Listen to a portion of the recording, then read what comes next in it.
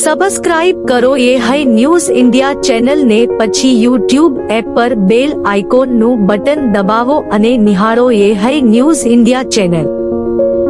Audio Jungle.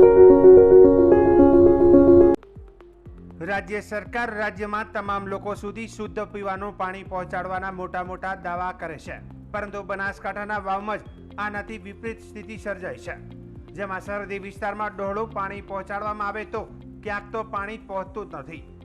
લાખો રૂપિયાના ખર્ચે ફિલ્ટર પ્લાન્ટ બનાવવામાં આવ્યો છે, છતાં આજ દિન સુધી લોકોને પીવાનું શુદ્ધ પાણી મળ્યું નથી. આ અંગે વાવ ધારાસભ્ય સ્વરૂપજી ઠાકોર તેમજ બનાસકાંઠાના સાંસદ ગેનીબેન ઠાકોર સાથે યે ન્યૂઝ ઇન્ડિયાના ચેનલના પ્રતિનિધિ દ્વારા સંપર્ક કરવાની કોશિશ કરવામાં આવી હતી, પરંતુ તેમના દ્વારા કોઈ જ પ્રકારનો જવાબ આપવામાં ન આવ્યો, તેમજ મૌન સેવ્યું હતું. જો કે આ અંગે અમારી મીડિયા ટીમના પ્રતિનિધિએ વાવ તાલુકાના દેવપુરા ફિલ્ટર પ્લાન્ટની મુલાકાત લીધી હતી. જો કે આ દ્રશ્યો પરથી જોઈ શકાય છે કે આ ફિલ્ટર પ્લાન્ટ કેટલું શુદ્ધ પાણી કરવામાં આવે છે.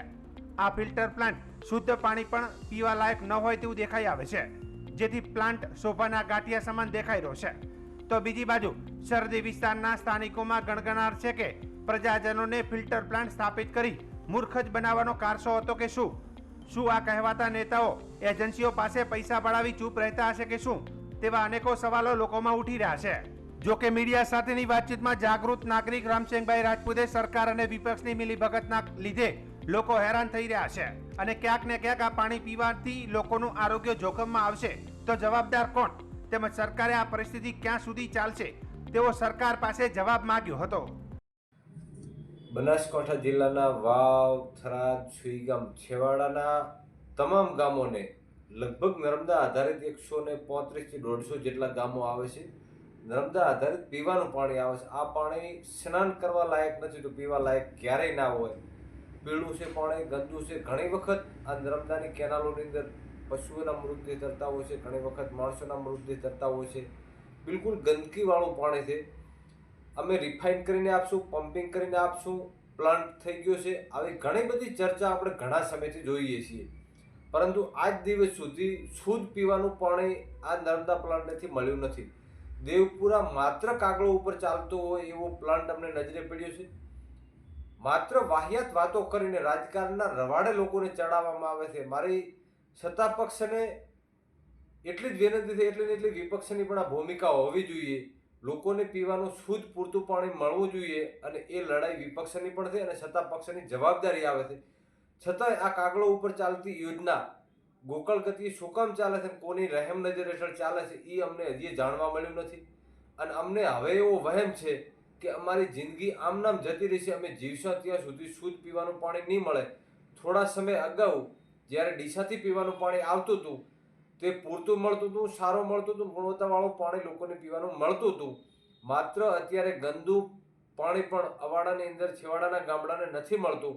ઘણા બધા ગૌ ભક્તો અને સેવાભાવિક માણસો છે તે વેચાતા ટેન્કર લાવી અને પાણી અવાડાની અંદર નમાવતા હોય છે. ઘણી જગ્યાએ ફાળો કરીને પાણી નમાવવામાં આવતું હોય છે.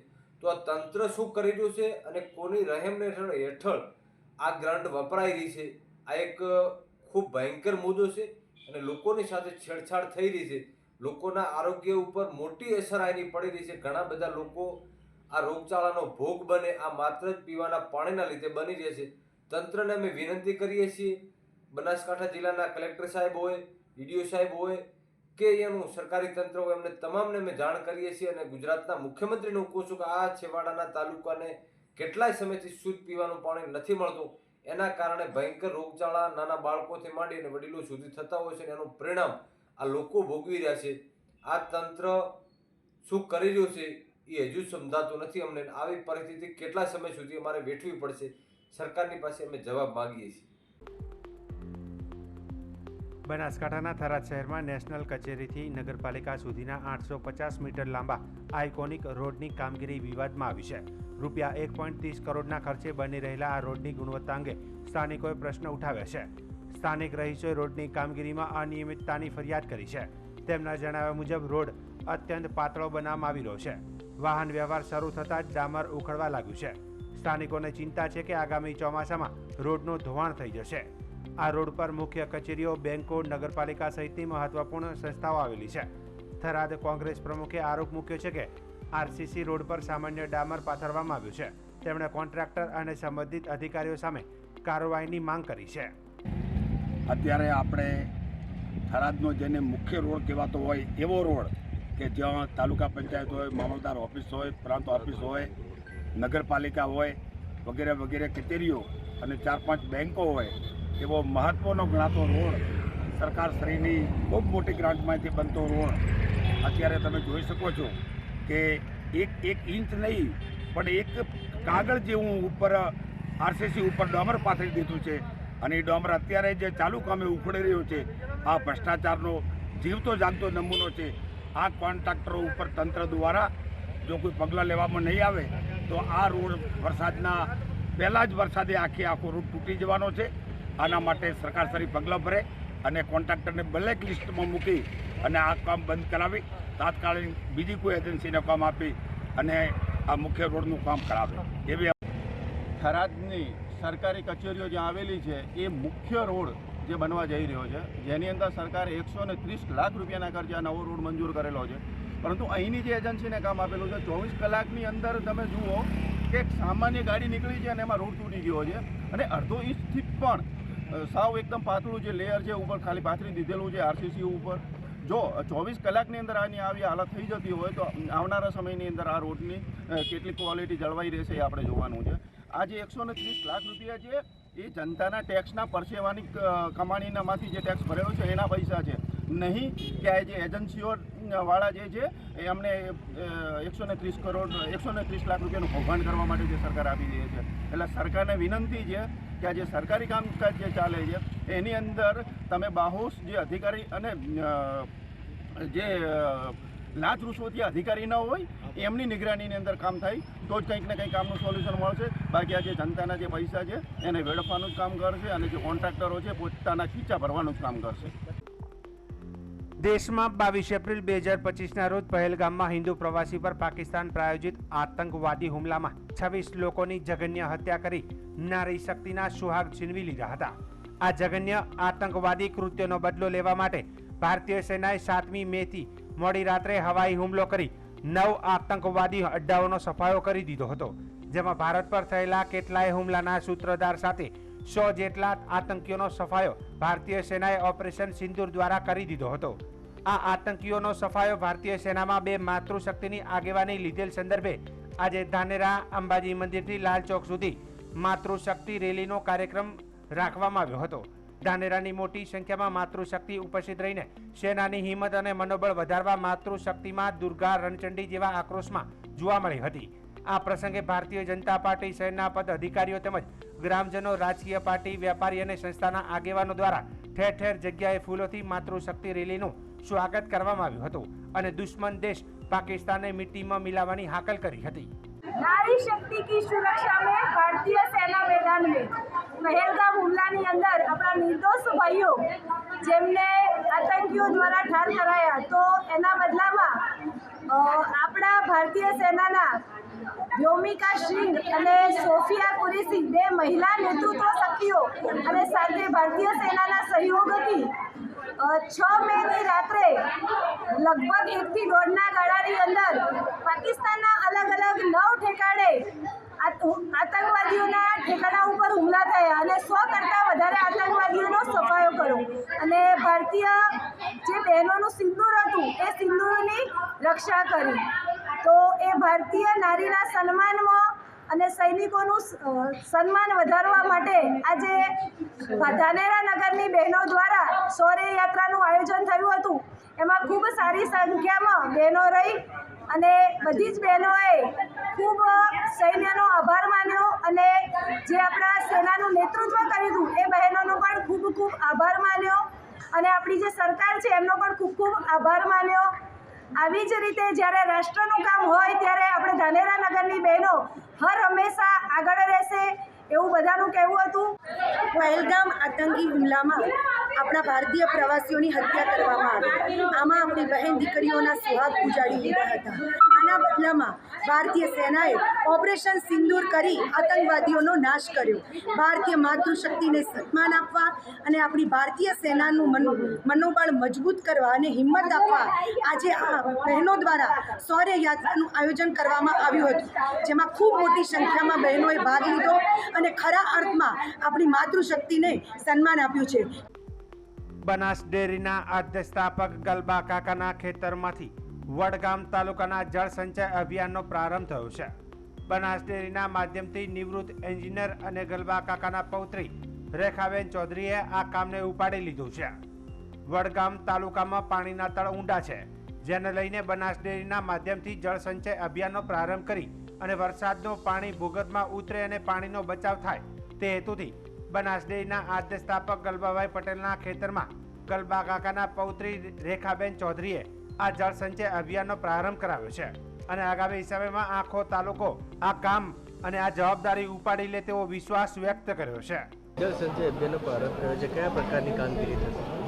આજે વડગામ તાલુકાના જળ સંચય અભિયાનનું આજે મારા ગામ નળાસરથી અહીંયાથી પ્રારંભ થયો છે. આપણા દેશના આદરણીય વડાપ્રધાન મોદી સાહેબના નેતૃત્વમાં જે કેચ ધ રેન અભિયાન ચાલુ છે એના અંતર્ગત ગુજરાત સરકારમાં પણ રેઇન વોટર હાર્વેસ્ટિંગનું અભિયાન જળ સંચય અભિયાન માટે બનાસ ડેરી સહયોગ કરી રહી છે. બનાસ ડેરીના આદરણીય ચેરમેન શ્રી શંકરભાઈ ચૌધરી સાહેબના નેતૃત્વમાં ગામે ગામ જળ સંચય અભિયાનનું કામ ચાલી રહ્યું છે અને એના અંતર્ગત આજે નળાસર ગામમાં મારા ખેતરની અંદર સોસ કૂવાનું નિર્માણ કરવા જઈ રહ્યા છીએ કે જેથી જે આપણા ખેતરની અંદર જે ઢાળવાળી જગ્યા હોય એની અંદર આપણે સોસ કૂવા માટે 4x4નો ખાડો ખોદી અને 6-7 ફૂટ ઊંડો અને એની અંદર અમુક પ્રકારના જે પથ્થર કપચી આવે છે એનું લેવલ બનાવી અને રાખીએ કે જેથી વરસાદ આવે તો વરસાદનું પાણી એની અંદર ગળાઈને કચરો અંદર ન જાય, વધારાની માટી અંદર ન જાય અને એ રીતે ચોખ્ખું પાણી જમીનમાં ઉતરે કે જેથી આવનારા સમયમાં આ વિસ્તારમાં જે પાણીની તકલીફ છે એ તકલીફને દૂર કરી શકાય અને ધીમે ધીમે જમીનની અંદર પાણીનું સ્તર ઊંચું આવી શકે એ માટે આજે અમે અહીંયા બધા ભેગા થયા છીએ. બનાસ ડેરીના જળ સંચય અભિયાન અને વડગામ તાલુકાના પાણીની પરિસ્થિતિને જોતા નિવૃત્ત કાર્યપાલક ઇજનેર ગોવિંદભાઈ ચૌધરીએ વડગામ તાલુકાનું જળ સંચય અભિયાન પોતાના માથે લઈ લીધું છે. ગોવિંદભાઈ ચૌધરીએ અભિયાન માટે એક આખી ટીમ બનાવી છે અને બનાસ ડેરીના માધ્યમ અને માર્ગદર્શનથી આખા વડગામ તાલુકામાં જળ સંચયનો કામો કરી ભૂગર્ભ જળ ઊંચા આવે તેવા પ્રયત્નો કરાશે. જે પ્રકારે વડગામ તાલુકામાં પાણીના તળ ઊંડા છે, 1200 થી 1300 ફૂટ સુધી પણ પાણી નથી મળતું, ત્યારે સિંચાઈ અને પીવાનું પાણી એ ચિંતાનો વિષય છે. ત્યારે નિવૃત્ત કાર્યપાલક ઇજનેર અને સરકારી ફરજ બજાવી ચૂકેલા ગોવિંદભાઈ ચૌધરીએ પોતાના અનુભવો તો કામે લગાડ્યો છે, સાથે સાથે ટેકનિકલ બાબતોને ખેડૂતોને સમજાવવા માટે આજથી નળાસર ગામેથી આ પ્રારંભ કર્યો છે અને વડગામ તાલુકાના દરેક ગામોમાં જઈ જળ સંચય અભિયાન થકી એક આખી ઊભી થયેલી ટીમ બનાસ ડેરીના માર્ગદર્શન હેઠળ કામ કરશે અને કયા પ્રકારે પાણીના તળ ઊંચા આવે અને વરસાદી પાણી ભૂગર્ભમાં ઉતરે તેવું કામ ગોવિંદભાઈ ચૌધરી અને તેમની ટીમ વડગામ તાલુકામાં કરશે. જળ સંચય અભિયાનનો પ્રારંભ કર્યો છે, કેવા પ્રકારની કામગીરી થશે? અહીંયા ગલબા કાકાની જન્મભૂમિ ઉપર આજે જળ સંચયમાં ગામના તમામ દૂધ ઉત્પાદકો અને ખેડૂતોએ ભેગા મળી અને જો ઢાળવાળી જગ્યા હોય અને પાણી વહી જતું હોય એવા પાણીને 4x4x6 ફૂટનો ઊંડો ખાડો કરી અંદર મેટલ નાખી અને ફિલ્ટ્રેશન કરી અને શુદ્ધ પાણી જમીનના તળમાં ઉતારવા માટેનો અભિયાનની આજથી શરૂઆત કરી છે. અહીં આગળ આ ગામના દૂધ મંડળીના ચેરમેનશ્રી અને દૂધ મંડળીના કમિટી સભ્યો દ્વારા આજુબાજુના કેટલાય ગામોના ચેરમેનો અને કમિટી મેમ્બરોને બોલાયા છે, જેથી કરીને આજે જે અહીંયા આગળ વાતો થઈ જળસંચય બાબતે એની જાગૃતિ થાય અને અન્ય ગામોમાં પણ આવા કાર્યક્રમ થાય એની સર્વને પ્રેરણા મળી છે અને આજે અહીંયા ગામ લોકોએ ખૂબ જ ઉત્સાહપૂર્વક ભાગ લઈ અને આ કામગીરી પરિપૂર્ણ કરવા માટેની ખાતરી આપી છે. અભિયાન શરૂ કર્યું છે, કેવા કેવા ફાયદા થશે? જળસંચયના અભિયાનથી લાંબા ગાળે જે અહીંયા દર વર્ષે પાણીનું વોટર ટેબલ નીચે ને નીચે જતું જાય છે. માનો કે કોઈનો બોર હોય તો એક ચોમાસા પછી જ્યારે ફરીથી બીજી સિઝનમાં ચાલુ કરવામાં આવે તો એને 10-15 ફૂટની નવી એક પાઇપ ઉતારવી જ પડે તો જ એનું લેવલ પકડાય. એટલે જે પાણીનું લેવલ તૂટે છે ને એના કારણે ઇરિગેશનમાં પાણીની અછત ઊભી થાય છે, પીવાના પાણી માટેની પણ અછત ઊભી થાય છે. એ પાણીનું લેવલ જળસંચય થવાથી જળવાઈ રહેશે અને બધા કરશે તો એ પાણીનું લેવલ ઊંચું પણ આવી છે. બનાસકાંઠા જિલ્લાના વાવમાં એક વાંદરો છેલ્લા 2 દિવસથી આતંક મચાવી રહ્યો છે. ઘરોમાં સૂતા લોકોને પણ ઘરમાં જઈ બચકા ભરી ઘાયલ કરી રહ્યો છે, જેને લઈને લોકોમાં ફફડાટ ફેલાયો છે. વન વિભાગને સ્થાનિકોને જાણ કરતા વન વિભાગ ગુરુવારે ગોડાઉન નજીકના વિસ્તારમાં પાંજરું મૂકીને તે જ વિસ્તારના એક ભાઈને વાંદરો બિસ્કિટ ખાવા આવે તો આ દોરડું ખેંચી દેવાનું જણાવી જતા રહ્યા હતા. હજી સુધી વાંદરો પાંજરે ન પુરાતા લોકોમાં ભયનો માહોલ સર્જાયો છે. વાવમાં છેલ્લા 2 દિવસમાં વાંદરાએ નવી બજારમાં આવેલ ગોડાઉન નજીક લગ્ન પ્રસંગમાં મંડપ બાંધવા આવેલા વિનોદભાઈ ઠાકોરને બપોરના સમય હાથે તેમજ તે જ વિસ્તારના હરેશભાઈ રાજપૂત ઘરના ચોગાનમાં સૂતા હતા ત્યારે વહેલી સવારે પગે બચકું ભર્યું હતું. જ્યારે મહેતાવાસમાં રહેતા કુલદીપભાઈ ચમનલાલ ઓઝાને પણ વહેલી સવારે વાંદરાએ બચકું ભર્યું હતું. તેમજ શ્વેતાબેન વિશાલભાઈ શાહને પણ પગે બચકું ભર્યું હતું, જેને લઈને ગંભીર ઈજાઓ થતા સારવાર કરાઈ હતી. કુલદીપને આશરે 30 જેટલા ટાંકા આવ્યા હોવાનું જાણવા મળ્યું છે. જોકે આ સમગ્ર મામલે અમારી યે ન્યૂઝ ઇન્ડિયાના પ્રતિનિધિએ આ અંગે નોર્મલ રેન્જના અધિકારી ચેતનસિંહ બારડને ટેલિફોનિક મારફતે પૂછતા તેમણે કહ્યું હતું કે પાંજરું મૂકી દેવામાં આવ્યું છે અને સ્થાનિકોને સમજાવ્યા હોવાનું કહ્યું હતું. વાંદરો જગ્યા બદલે વાંદરો નહીં આવે તો કેટલા દિવસ બેસી રહ્યા, તમે વાંદરાનું લોકેશન આપો, પાંજરો આપીએ. અને વન વિભાગના સ્ટાફ વિશે પૂછતા તેમણે કહ્યું કે સ્ટાફની શી જરૂર છે, સ્ટાફ તો તમારે લખવું હોય તે લખી દેજો. તેઓ બેજવાબદારીપૂર્વક વર્તાવ કરી ફોન કટ કરી દીધો હતો. અમારે એક વાંદરો હાડછો છે, વાંદરો કીધું હાડછો છે ને જેટલો કેડ્યો છે 3-4 લોકોને. તો એના માટે કોઈ આપણે કાર્યવાહી કરેલી. પાંજરું બધું ગોઠવી દીધું છે. પાંજરું ને બધું ગોઠવ્યું છે. તે લોકલ માણસ હતો એને ભાઈ બતાવીને આવ્યા છે બધું. હા બરોબર. હવે કારણ કે વાંદરો તો જગ્યા બદલી નાખે તો વારીએ કરીએ. હા એટલે મને સમાચાર મળ્યા કે પાંજરું મળ્યું, પણ પાંજરો તો સાહેબ મોનો કે અંદર ગયો તો પછી એને પાંજરું બંધ કરવા કોણ થાય? એ ભાઈ હતા ને એમને બતાવીને આવ્યા છે. વાંદરો એટલામાં આવશે ને તો એ કારણ કે તોફાની વાંદરો છે ને એ પહેલો આવશે ખાવા માટે બધું. પણ ખાવાનું સાહેબ તમને કોઈ કોઈ માણસ છે ને ને આખલા ખાઈ ગયા બધું.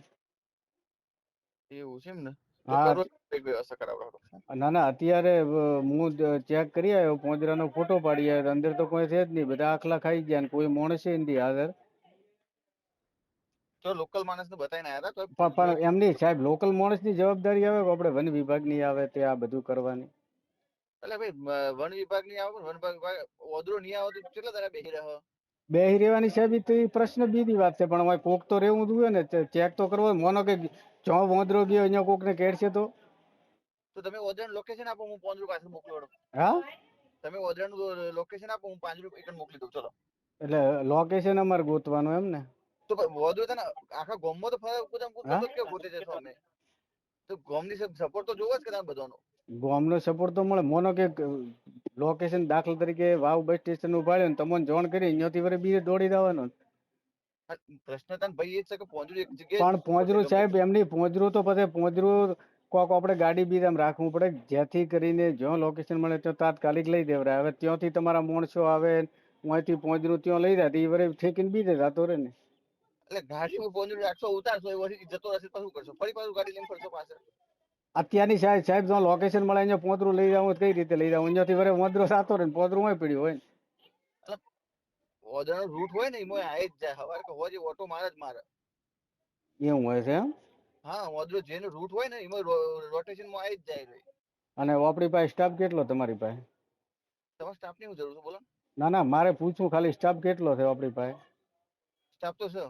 કેટલો? આમ તમારે જરૂર શું છે બોલો? મારે મેટરમાં લખવાનું છે કે વન વિભાગ ભાઈ કેટલો સ્ટાફ છે, હું પ્રાઇવેટ માણસને જવાબદારી સોંપાયેલી છે, આ બધું લખવું પડે ને મારે. એટલે સ્ટાફ નથી કે સ્ટાફ છે કે કોઈ માણસ તમે લખી દેજો. લખો. હા લખવું હોય તો લખી દેજો, પણ સ્ટાફ કેટલો છે આપની પાસે? હવે પતી ગયું તમારે. અત્રે ઉલ્લેખનીય છે કે 2 વર્ષ અગાઉ વાવમાં એક વાંદરાને વીજ કરંટ લાગ્યો હતો, ત્યારે વન વિભાગને જાણ કરાઈ હતી. ત્યારે વન વિભાગ જોતો રહ્યો ને વાવના નરેશભાઈ રાણાજી વેજિયાએ વાંદરાને પકડી વન વિભાગને સોંપ્યો હતો. જોકે નરેશભાઈને તે વખતે વાંદરાએ હાથ ઉપર બચકું પણ ભર્યું હતું.